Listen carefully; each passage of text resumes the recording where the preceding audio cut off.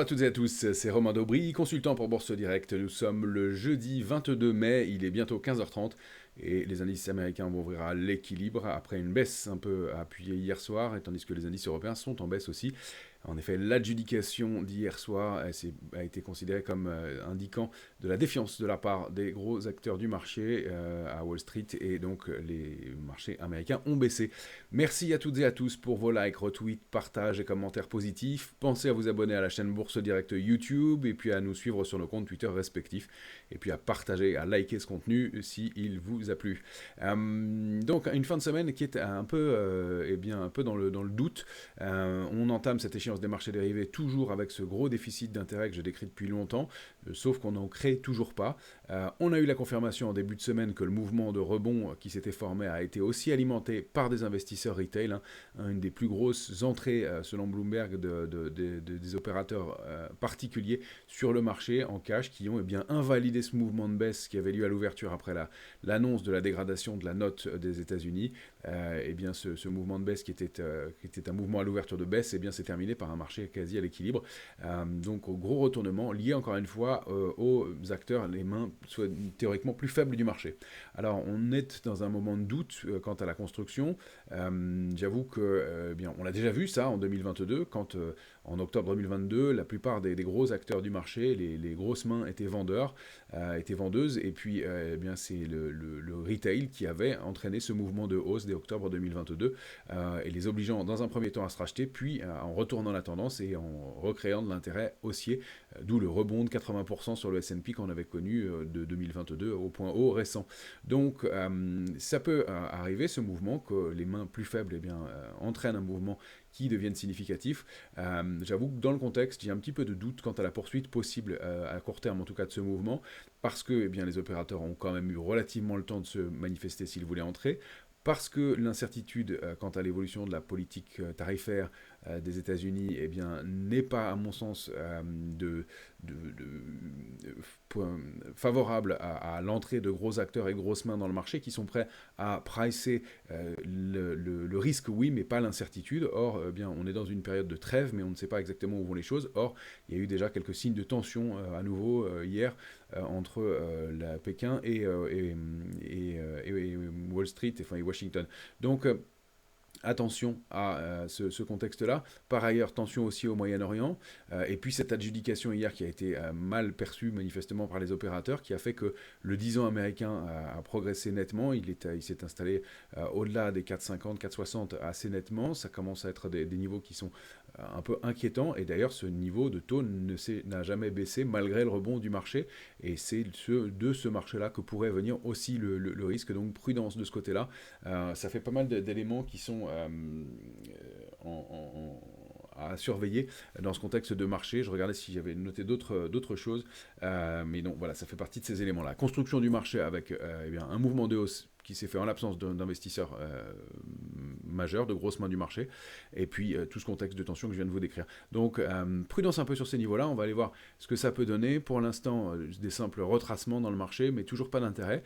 Et puis du côté des marchés donc futurs, encore une fois, l'intérêt est en berne, il n'y a pas d'initiative, mais ça fait 2 séances que quand on a des mouvements de baisse sur le S&P, la position ouverte augmente légèrement. Alors pour l'instant très légèrement, mais attention à ce que des gros acteurs ne viennent pas contrer les mains plus forts, plus faibles, et sur ces niveaux de marché, ne commence pas à créer des stratégies baissières. Il va falloir le surveiller dans les jours qui viennent. C'est pour ça que je ne publie pas pour l'instant la position ouverte tous les jours, parce qu'elle n'est pas significative, il n'y a pas de changement quasiment. C'est neutre, donc je ne veux pas vous afficher quelque chose qui n'aurait pas d'intérêt. En revanche, s'il se mettait à y avoir à nouveau de la pression baissière ou de la pression acheteuse, si le marché repartait à la hausse, je le réafficherai de façon plus régulière sur mon compte Twitter, comme je le faisais auparavant.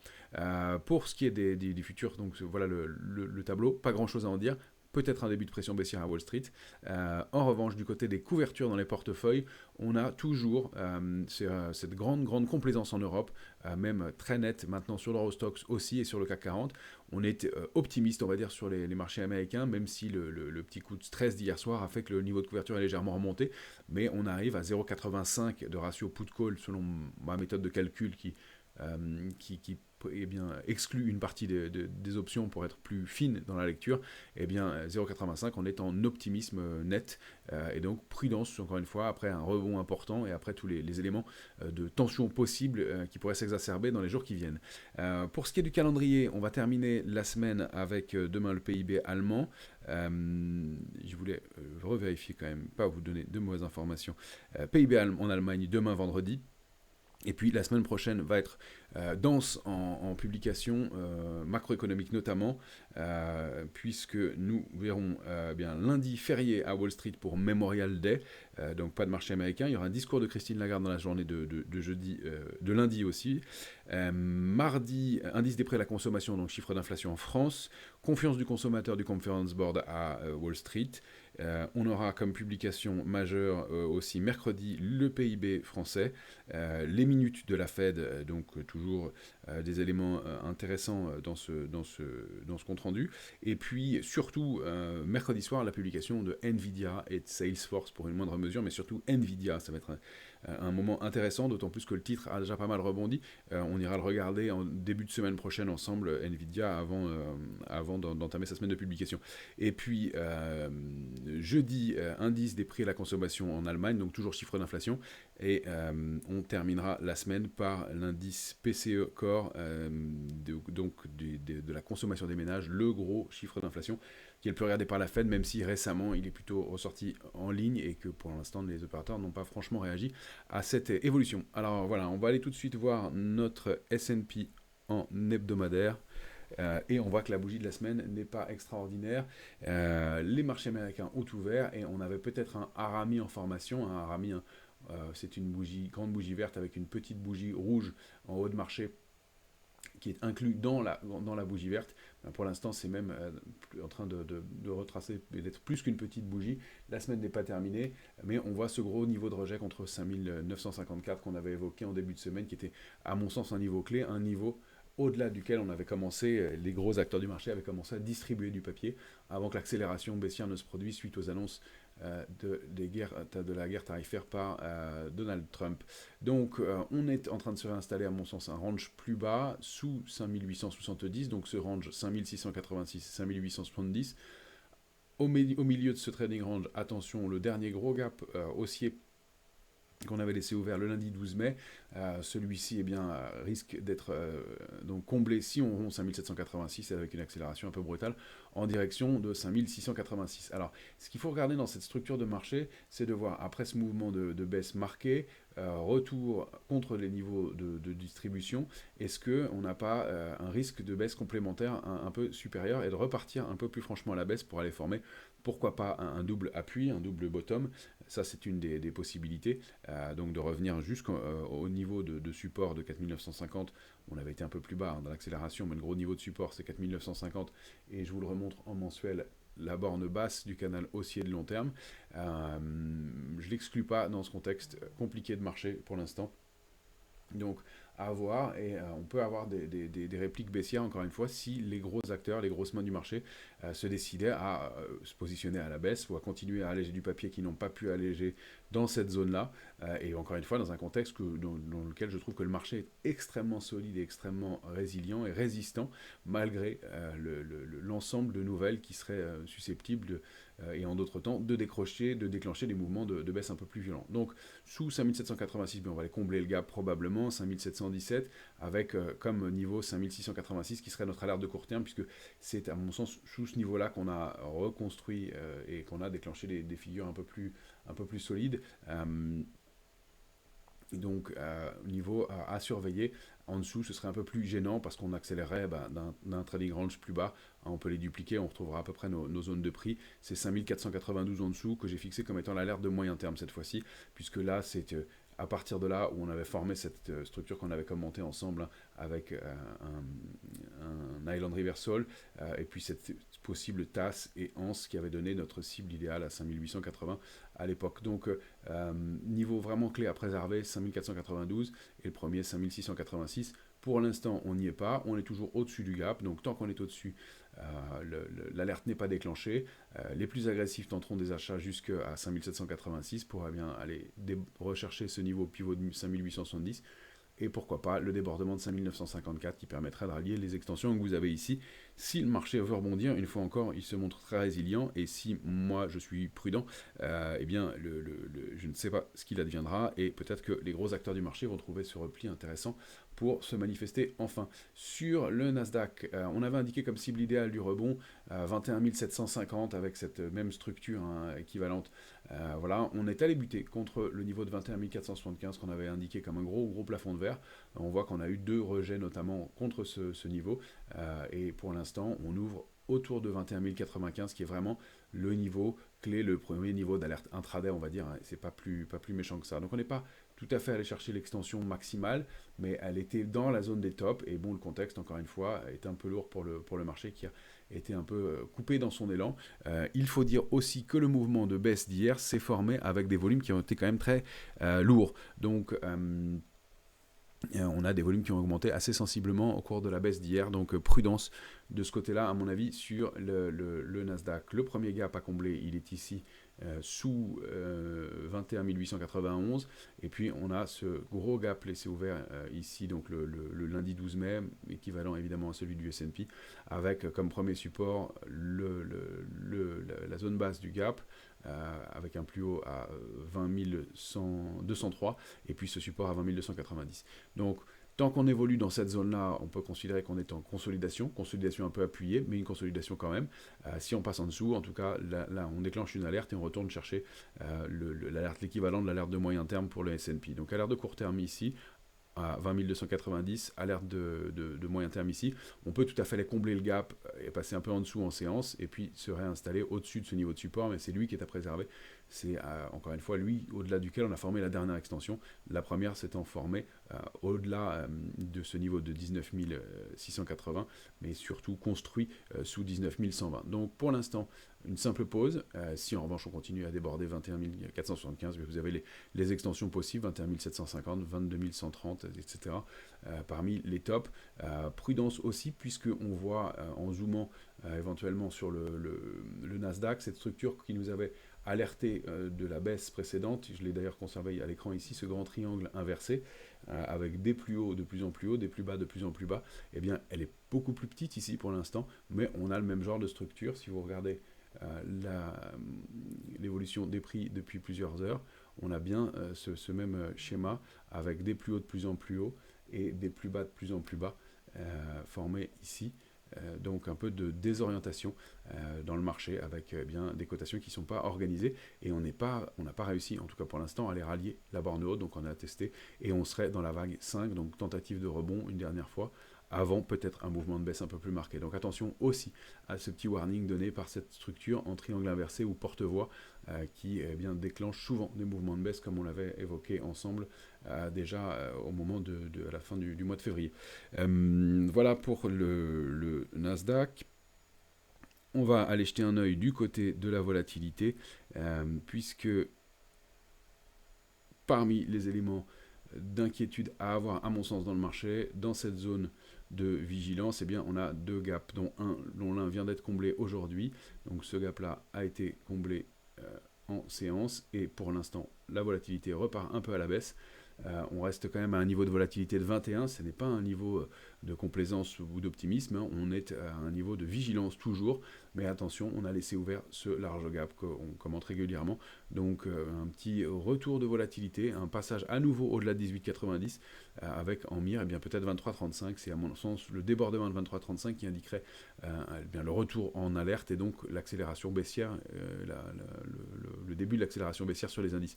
Donc un peu de prudence à avoir, encore une fois, à mon sens, de ce côté-là. Pour l'instant, ça reste assez canalisé, et même je trouve que, encore une fois, les indices font preuve d'une remarquable stabilité dans ce contexte qui aurait pu déclencher des mouvements plus violents, entre dégradation de la note des États-Unis, problèmes sur l'adjudication, des 10 ans qui sont hauts, des tensions au Moyen-Orient. Enfin, on a fait la liste déjà. Donc à surveiller. On va aller voir nos indices européens, en commençant par l'Eurostoxx. L'Eurostoxx, eh bien, on avait dit que 5400 était un plafond de verre.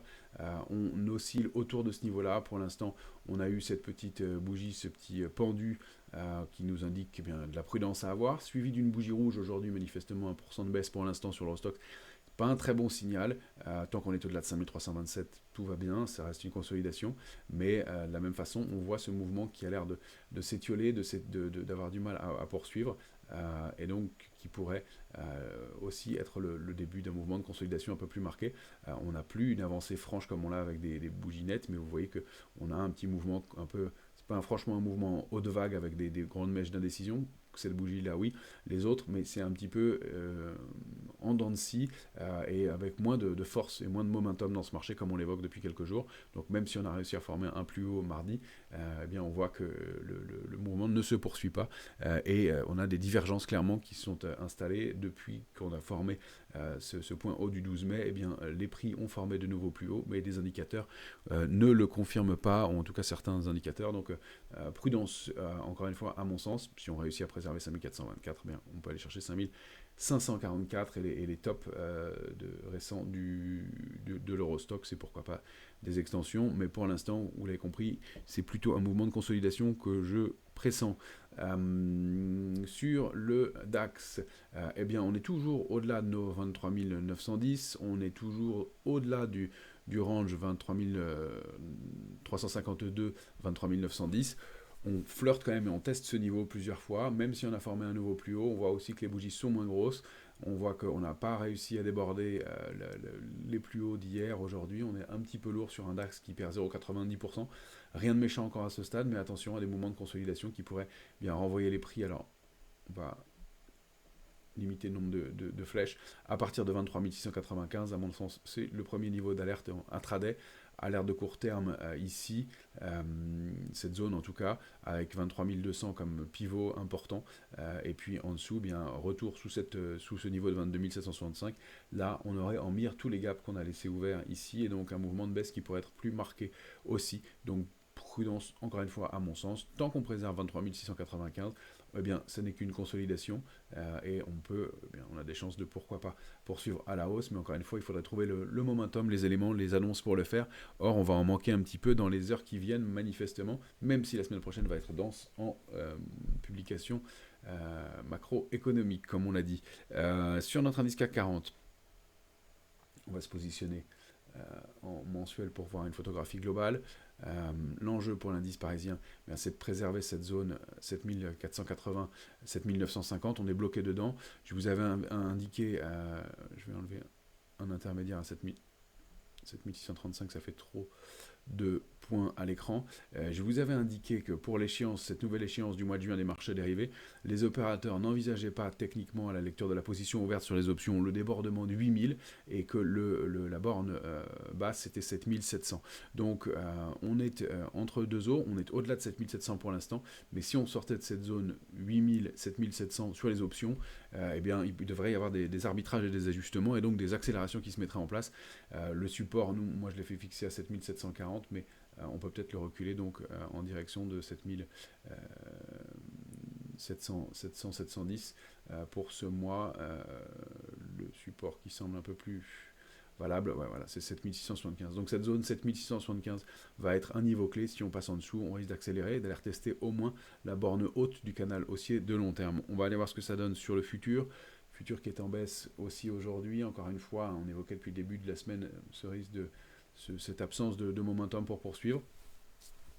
On a des bougies baissières qui se sont mises en place ici avec cette petite congestion. Elle n'est pas très méchante, mais bien ce range un peu déformé pourrait être dupliqué par le bas pour aller chercher 7640, pourquoi pas. Par ailleurs, dans ce mouvement, on a aussi détecté une petite vague de Wolf, vague 1 de hausse, 2 de baisse, 3 de rebond, 4 de baisse, 5 de rebond et on réintègre. Alors en fait la cible donnée par ce mouvement, on n'en est plus très loin maintenant, donc ça peut être juste un mouvement de consolidation de court terme, voilà, donné ici, avec un retour à 7758 uniquement, et donc une latéralisation. Ma crainte quand même, c'est l'accélération sous ce niveau-là, avec les niveaux que vous voyez ici, et le retour pour tester la borne haute du canal baissier, en revanche, cette fois-ci, de long terme, avec cette zone 7492, 7547. On est allé au passage chercher l'objectif d'extension qu'on avait indiqué en début de semaine au demi-point près. On avait indiqué 7936,5 ensemble. On est monté à 7936,5, un marché qui était hyper technique dans ce mouvement de hausse. Puis attention à ces gaps laissés ouverts qui pourront nécessiter d'être comblés et donc qui pourraient entraîner des mouvements de baisse un peu plus accentués par la suite. Je voulais quand même vous montrer quelques valeurs, même si vous l'avez compris, je suis relativement prudent dans cette séquence. On a parlé d'Alphen récemment, alors je voulais vous la montrer. Voilà la configuration graphique d'Alphen. On va se positionner en long terme sur Alphen. Vous voyez que la photographie n'est pas très engageante quand on se positionne sur une période mensuelle. Quand on regarde eh bien, en hebdomadaire, c'est un titre qui est allé chercher ses plus bas historiques, la zone de prix qui date de 2018 et qu'on préserve pour l'instant. On avait tenté de réactiver quelque chose, on est allé buter contre ce niveau de résistance clé à 16,85.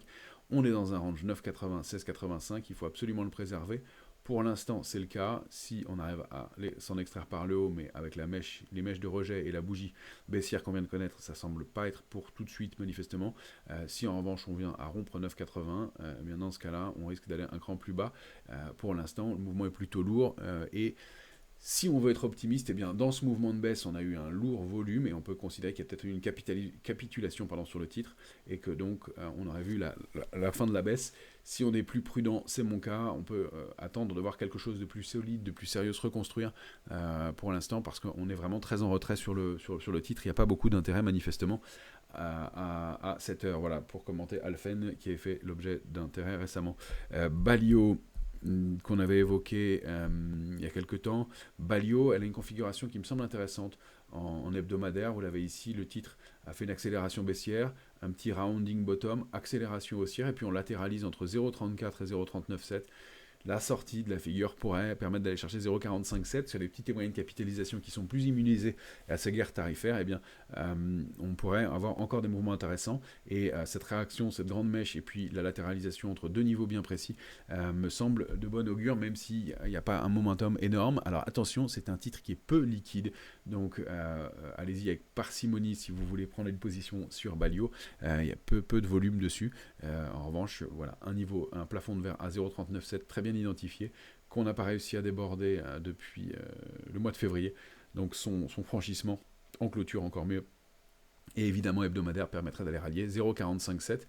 Et la grande figure, la taille de cette grande structure, pourrait être dupliquée par le haut pour aller chercher 0,554. Donc une potentielle recovery pour un titre qui est en retard pour l'instant et qui a du mal à se réveiller. J'avais promis d'analyser à une demande sur Twitter Soitec, voilà, vous avez le titre ici, on va se positionner en mensuel pour commencer. On a effectivement possible recovery sur Soitec qui a formé ce marteau et même ce doji qui témoigne d'une grande indécision sur un niveau de support clé qui est 49,20. On ne peut pas dire à ce stade qu'on ait reconstruit quoi que ce soit. Je teste, j'ai fait des lignes d'essai de tendance. Pour l'instant, on reste sans tendance, sans structure de retournement. On a une tentative de réaction sur ce niveau de support de long terme qui est 49,20. On n'a pas de volume qui soit très marqué. On peut chercher, et c'est ce que j'avais tenté de tracer, un biseau d'épuisement qui marquerait donc la fin de cette longue consolidation, longue baisse, plus que consolidation, longue baisse pour le titre Soitec, mais on ne peut pas dire qu'il y a un momentum fort, et encore une fois, la bougie d'hier traduit un peu ce manque de momentum, on essaye d'accélérer, et on revient, on n'arrive pas à poursuivre, et aujourd'hui, on est en baisse à nouveau. On ne peut pas détecter grand-chose non plus du côté des volumes qui n'ont pas été extraordinaires, il faut le dire. Donc, à mon sens, pour activer la dynamique haussière, il faudrait au minimum déborder 63,60, qui est vraiment le plafond de verre. Pour l'instant, c'est 49,20, 63,60, et on n'a pas de figure de retournement, mais éventuellement à surveiller ce biseau avec deux points traités ici, touché là aussi, et puis cette borne basse de la structure qu'on a enfoncée et réintégrée. Donc ça peut être un premier signe, pourquoi pas, de recovery. Pour l'instant, ça reste un peu mitigé, mais c'est à surveiller sur Soitec, qui donc pour l'instant se stabilise, mais je ne vois pas beaucoup d'éléments bien plus constructifs à vous donner dans l'immédiat. Si en journalier, par exemple, on avait formé, comme sur beaucoup de valeurs, on l'avait regardé ensemble, une petite structure en tasse et anse, avec une accélération haussière possible qui permettait d'envisager la duplication du range. Beaucoup de valeurs ont atteint ce niveau, ont bien dupliqué le range et sont allés chercher les cibles suivantes. Je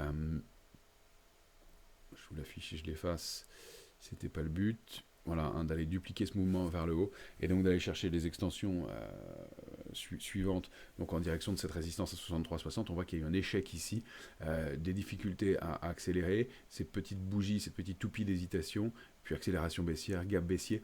Encore une fois, à court terme, on n'a pas les signes d'une reprise forte sur le titre, même si ça peut être un niveau d'accumulation de long terme, mais ça, graphiquement, on n'a pas d'éléments qui nous parlent de plus de choses, si ce n'est cet échec à aller chercher la cible, contrairement à certains titres qui sont parvenus à le faire. Un titre qu'on avait regardé quelques fois ensemble, qui avait été volatile, c'est Lumibird. Lumibird, quand on regarde le titre en mensuel, il y a une vraie recovery qui s'est mise en place cette fois-ci. Là, le titre qui évoluait entre 6,98 et 11,35 a bien débordé 11,35. On approche de la cible idéale à 15,76, un mouvement de rebond important et un titre qui, eh bien, manifestement, retrouve l'intérêt des opérateurs. Je voulais vous en parler aussi parce que Lumibird, eh bien, pourrait sortir de cette grosse résistance à 15,76 et aller rechercher des niveaux de résistance de long terme. On est peut-être en train de réactiver quelque chose de plus important, mais mon point aussi ici, c'est de constater que le marché pourrait manquer de momentum à court terme. Voilà, c'est plutôt 15,60 la résistance, même un petit peu en dessous, voilà, 15,50, même si la cible idéale peut donner des extensions. C'est de dire que on est arrivé peut-être au bout de quelque chose dans ce rebond actuel et qu'on va peut-être devoir consolider pour poursuivre sur certains titres. Et donc pour l'instant, peut-être prendre un peu de bénéfice sur certaines valeurs. Si on veut les conserver sur le long terme, très bien, mais en tout cas de se montrer encore une fois, à mon sens, c'est le mot qui ressortira d'aujourd'hui, un petit peu prudent dans ce contexte de marché. Delfingen, qu'on avait évoqué il y a quelques temps, a largement atteint sa cible. On avait la même structure, hein, vous voyez ce genre de structure qu'on aime bien, accélération haussière, latéralisation entre deux bornes, et quand on passe la borne haute, on va chercher la cible suivante. La taille globale de la structure a bien été respectée, et 21,90 c'était la première cible. On a testé, même un peu débordé. Pour l'instant, on oscille autour de ce niveau-là. Ça ne veut pas dire que le mouvement soit terminé, mais en tout cas, à court terme, on a rebondi, et on a peut-être donc déjà atteint un niveau cible qui obligerait, permettrait au titre de consolider, de latéraliser un petit peu, probablement autour de niveaux intermédiaires situés dans cette zone-là, 19,30, voilà, aux alentours de 19,30, avant, pourquoi pas, de réactiver, mais encore une fois, un titre qui a l'air d'arriver au bout d'un mouvement. Un autre titre qui a publié et qui est bien dans le doute, c'est Elior. Pour ceux qui le suivent, on avait bien profité de la réaction haussière précédemment du titre en 2024. Depuis, le parcours a été compliqué. On avait eu cette fausse sortie de ce très large trading range 1,78, 3,96. Réintégration brutale du range. On latéralise depuis entre, on va dire, 2,50 et 2,96,4, et si on exclut le trou d'air de la fin mars, début avril. Donc on est bloqué entre ces deux niveaux-là. Il y a une grande bougie d'indécision encore aujourd'hui. Donc le titre est en hausse, certes, pour la journée, mais on voit qu'on est dans le doute et qu'on n'arrive pas à construire de momentum. Donc si on dépasse 2,69,4, là, on pourra aller chercher ses résistances 3,50, 3,72 et assez rapidement 3,96. Et peut-être cette fois-ci sortir du range. En revanche, si on repasse sous 2,50, niveau d'alerte, ce ne serait pas génial à moyen et long terme.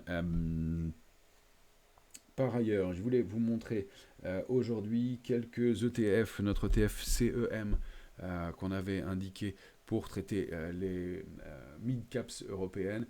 Bien lui est bien sorti de son range 132, 141,80. On a eu du mal à aller chercher la cible. Pour l'instant, petite bougie de rejet, même là, alors que c'était l'indice un peu fort qui surperforme depuis le mois de mars, enfin ça fait partie des secteurs, et bien là on a une petite bougie de rejet depuis 2 jours et un peu de prise de bénéfice déjà. Donc est-ce qu'on va aller latéraliser un peu et consolider? C'est possible aussi. En tout cas, ça reste haussier à moyen et long terme, mais on n'a pas réussi à atteindre cette première cible. On peut le voir aussi, alors sur d'autres indices, c'est un peu dans le désordre, mais je voulais vous montrer l'indice italien, qui lui aussi est allé chercher une cible de long terme. Toujours intéressant d'aller voir le FTSE MIB. Vous voyez qu'il est allé chercher cette grosse résistance à 40 410 après un beau rebond, un gap haussier laissé ouvert ici, donc on arrive contre un gros niveau de plafond et ça peut être aussi l'occasion de prendre un peu de bénéfice, un peu de recul sur ce marché. Le ETF, pour revenir aux mid caps, l'ETF MMS lui aussi donne des petits signaux de pause possible, encore une fois à court terme, hein, on reste haussier sur le secteur des small caps européennes, avec la même configuration, un gap haussier, accélération haussière, on a du mal à aller chercher la cible à 389, pour l'instant on pourrait faire une petite pause et revenir sur des niveaux de support intermédiaire ou aller combler ce gap pour repartir ensuite, ça reste haussier, on peut conserver, mais en tout cas, encore une fois, on voit que le momentum est moins fort, après le rebond important qu'on vient de connaître aussi, il faut le dire, il faut le rappeler. Et puis, je voulais attirer votre attention sur quelques configurations qui me font aussi douter sur le marché. Si on regarde un titre comme Apple, Apple, vous voyez que le titre a du mal à rebondir et est bloqué dans une espèce dans une structure en triangle qui bien, indique un manque de momentum et de poursuite à la hausse. Pour l'instant, c'est le bas du canal qui est préservé pour Apple, mais on n'arrive pas à décoller et à aller plus loin. Donc les GAFAM sont vraiment en peine maintenant, enfin en tout cas certaines, et pour l'instant le momentum manque dessus. Je voulais vous montrer Alphabet, qui est quand même un des titres forts historiquement. Eh bien, Alphabet aussi évolue non pas au sein d'une structure de retournement haussière, mais d'un petit canal dont pour l'instant dont on teste la borne haute pour l'instant, donc l'accélération peut se poursuivre sur ces niveaux-là, mais on n'a pas les éléments d'une poursuite forte haussière et on pourrait tout à fait aller chercher dans un premier temps le bas de ce canal et pourquoi pas réaccélérer un peu à la baisse en cas de chute des indices, mais vous voyez des configurations qui laissent un peu dans le doute et qui sont peut-être en train d'arriver au bout de quelque chose. Vous aurez compris la démonstration. Du côté des métaux, je voulais quand même vous montrer, on avait évoqué il y a quelques temps le palladium, alors toujours très compliqué, très volatile le palladium, mais on a débordé l'oblique baissière qui était en place depuis plusieurs semaines, on a eu du mal à accélérer, mais il y a une bougie hebdomadaire qui est pour l'instant en hausse de 6%, donc un petit mouvement, et on rappelle que la sortie du range 896-1124 permettrait d'aller rallier 1355. Pour l'instant, c'est un peu mou, mais ça va dans ce sens-là. Voilà les quelques éléments que je voulais vous montrer pour cette fin de semaine. Donc, vous l'aurez compris, un peu de scepticisme de ma part. On va voir comment ça se met en place dans les jours qui viennent. A priori, pas d'alerte majeure tout de suite, mais on ne peut pas exclure des mouvements un peu brutaux de marché dans un contexte où les opérateurs sont quand même extrêmement complaisants et où il y a beaucoup de foyers, de sujets, de tensions possibles. Excellente fin de semaine à toutes et à tous.